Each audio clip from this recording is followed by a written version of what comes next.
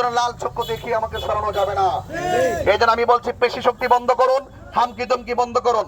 ধর্মঘটবাসীকে বলে দিয়ে যেতে চাই, যদি কেউ পোস্টার ছিঁড়ে, যদি কেউ লিফলেট ছিঁড়ে, যদি কেউ মামলার হুমকি দেয়, তার নাম্বার আমার কাছে দিবেন, তার ছবি আমার কাছে দিবেন। আপনার সন্তানকে মাদক থেকে ফিরিয়ে আনতে, আপনার সন্তানকে আপনার ভক্ত বানাতে এবং বিভিন্ন ধরনের সামাজিক যে অবক্ষয়গুলো আছে সেই অবক্ষয়গুলো থেকে দূরে সরে ন্যায়ের পথে, কল্যাণের পথে আসার জন্য আমি সারা জীবন আহ্বান করেছি। এখন বর্তমান বাংলাদেশের যে প্রেক্ষাপট সৃষ্টি হয়েছে, এই প্রেক্ষাপট অনুযায়ী সময়ের দাবি হয়ে পড়েছে দেশ বাঁচানোর কথা। বলেন ঠিক কিনা? সময়ের প্রেক্ষাপটের অন্যতম দাবি হলো মানুষ অনিরাপত্তায় ভুগছে। অনিরাপদ জনপদকে শান্তিপ্রিয় করার জন্য আহলুস সুন্নাত ওয়াল জামাতের পক্ষ থেকে ত্রয়োদশ জাতীয় সংসদ নির্বাচনে হবিগঞ্জ ৪ জনগণ মাধবপুর আসন থেকে মোমবাতির প্রতীকে আমাকে আপনাদের কাছে পাঠানো হয়েছে। আমি আপনাদের কাছে অনুরোধ করে বলবো, আমরা যে অবস্থার মধ্যে দিন রাত কাটাচ্ছি, যেইভাবে দেশের পরিস্থিতি সৃষ্টি হয়েছে, যেইভাবে রাজনীতির অস্থিরতা সৃষ্টি হয়েছে, এই রাজনৈতিক অস্থিরতাকে যদি স্থিতিশীল করতে হয়, তাহলে এই দেশের হাল আহলুস সুন্নাত ওয়াল জামাতকে ধরতে হবে।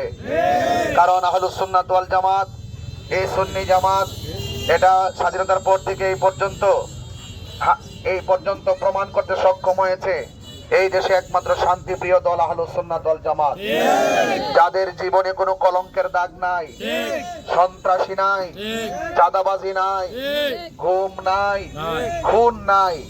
আমরা শান্তিপ্রিয় দল। এই জন্য আমরা আজকে আপনাদের ধর্মঘট এসেছি। ধর্মঘট আহলুস সুন্নাত ওয়াল জামাতের একটি আবাদ ভূমি। আমি আশা করব দেশকে সুরক্ষা করতে, মেহনতি মানুষের পাশে দাঁড়াতে এবং এই মাধবপুর চুনারঘাটে একটি অন্যতম উদ্যান, রেমা কালেঙ্গা সহ চা শ্রমিকদের চা বাগান রয়েছে। শিল্পায়নের পাশাপাশি এই চা বাগানকে কাজে লাগিয়ে এবং চা শ্রমিকদের সাথে যে অর্থনৈতিক বৈষম্য সৃষ্টি করা হয়েছে, সেই অর্থনৈতিক বৈষম্য দূর করে চা শ্রমিকদের মুখে হাসি ফোটানোর লক্ষ্যে প্রত্যেকটা মেহনতি মানুষের অধিকার সুষম বন্টন নীতির আলোকে প্রয়োগ করে প্রত্যেকটা মানুষের হৃদয়কে আলোকিত করাই হলো আমাদের অন্যতম চ্যালেঞ্জ। কথা বলেন ঠিক কিনা? আমি মনে করি রাজনীতিতে প্রতিযোগিতা থাকতে পারে, রাজনীতিতে প্রতিহিংসা থাকতে পারে না। আপনারা প্রতিহিংসার রাজনীতি বন্ধ করুন, মানবতার রাজনীতি করুন। আমি এখানে এসে শুনেছি আমাদের মোমবাতির সমর্থক যারা, তাদেরকে অনেক ধরনের নেতারা নাকি হুমকি দেয়। মোমবাতির প্রতীকের ওই যে ব্যানার লাগালে, ব্যানার লাগাইতে তারা বাধা প্রদান করে। অনেক জায়গায় ব্যানার ছিঁড়ে ফেলছে, ফেস্টুন ছিঁড়ে ফেলা হয়েছে। এবং আজকেও আমি এখানে আসার পথে, গতকাল সাতিয়াইন আমাদের রামেশ্বর একটা ছেলেকে আক্রমণ করা হয়েছিল। আজকে আবার আসার পথে শুনলাম যে আমাদের শিমুল ঘর একটি ছেলেকে আক্রমণ করে নাক ফাটিয়ে দিয়ে রক্তাক্ত করা হয়েছে। গত পরশুদিন চুনারঘাটে আমাদের মাইকিং এ বাধা দেওয়া হয়েছে। আরে ভাই, আপনার কাজ আপনি করেন, আপনি রাজনীতি করেন, রাজনীতির ভাষায় কথা বলুন। আপনি রাজনীতি করেন, মানুষের কল্যাণে কথা বলুন।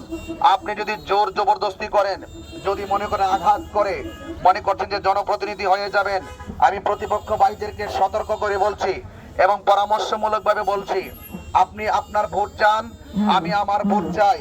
আমি আমার ভোট চাই, আপনি আপনার ভোট চান। আপনার প্রচার আপনি করুন, আমার প্রচার আমি করি।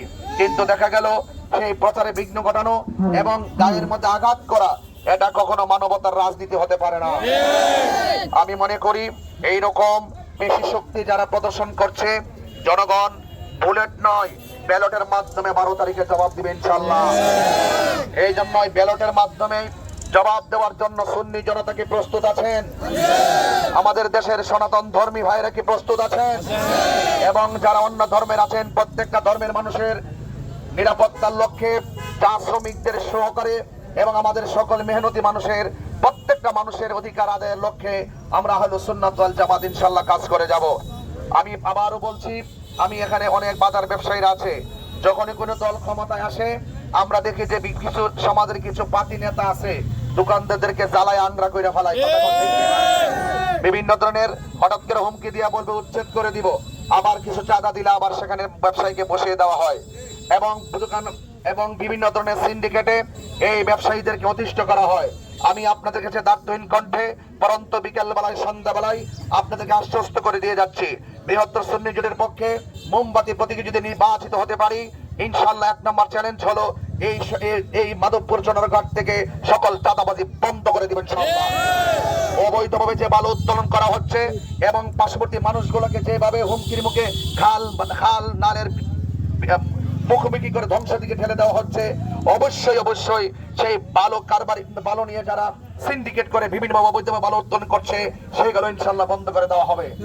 আপনাদের কাছে অনুরোধ করে বলবো মা বোনদেরকে আমার সালাম দিবেন, মা বোনদেরকে আমার জন্য দোয়া করতে বলবেন এবং মোমবাতি প্রতীকে ভোট দিতে বলবেন।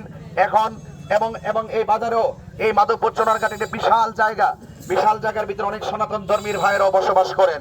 মুসলমান মসজিদে যাবে, হিন্দু মন্দির যাবে, বৌদ্ধ পেগোডায় যাবে, খ্রিস্টান গির্জায় যাবে, যার যার ধর্ম পালন করবে। রাজনীতি করতে হয় বাহাদুরি দিয়ে নয়, রাজনীতি টাকার জোরে নয়, রাজনীতি ভালোবাসার জোরে করতে হয়। কথা বলেন। অনেকে আমাকে বলছে, বিভিন্ন জায়গায় অপপ্রচার করে বলা হয়েছে, আমাকে কি বলে জানেন? গতকাল একটি ভিডিও দেখলাম, চা শ্রমিকদের কাছে গিয়ে বলা হচ্ছে যে এই যে মোমবাতি প্রতীক নিয়ে যে আসছে সে কিন্তু সুন্নি না। আমি বলি সুন্নি না, মোমবাতির প্রতীকে যে আসছে আমি নাকি সুন্নি না। ভিডিওটা সেভ করে রাখছি, সময় মধ্যে দেখাইতাম সুন্নি কেনা।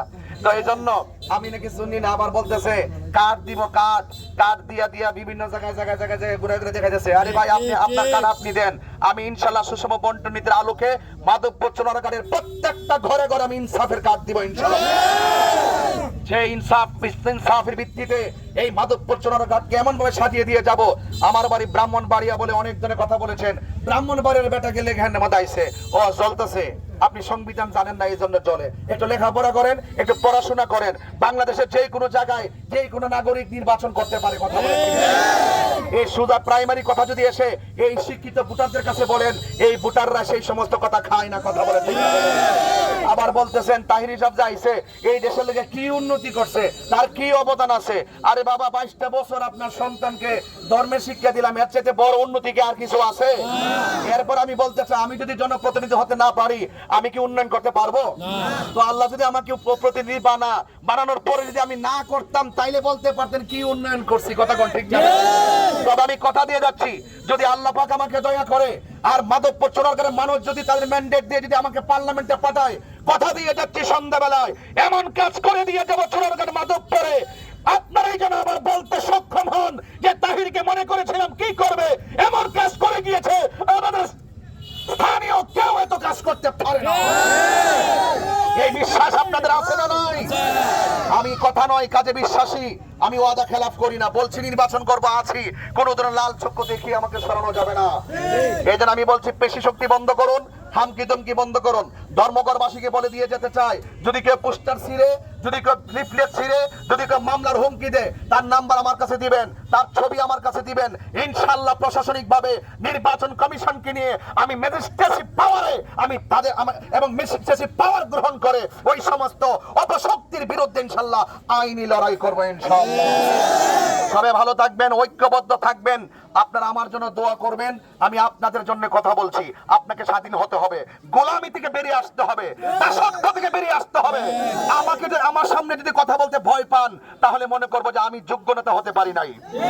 আমার সামনে ওপেন এসে কথা বলবেন, বুকে বুক লাগাবেন, হাতে হাত রাখবেন, চোখে রেখে কথা বলবেন। আমার চৌকিতে বসে আপনি কথা বলবেন, আমার স্বামী মাটিতে বসে সেখানে বসে আপনি কথা বলবেন। রাস্তায় আমাকে জড়িয়ে ধরবেন, আমি আপনাকে জড়িয়ে ধরবো, আমি আপনাকে দোয়া করবো, আপনি আমাকে দোয়া করবেন। এটাই হলো ইনসাফের রাজনীতি, এটাই হলো ভালোবাসার রাজনীতি। এই জন্য সবাই ভালো থাকবেন, আমার জন্য দোয়া করবেন। আসসালামু আলাইকুম ওয়া রাহমাতুল্লাহি ওয়া বারাকাতুহু।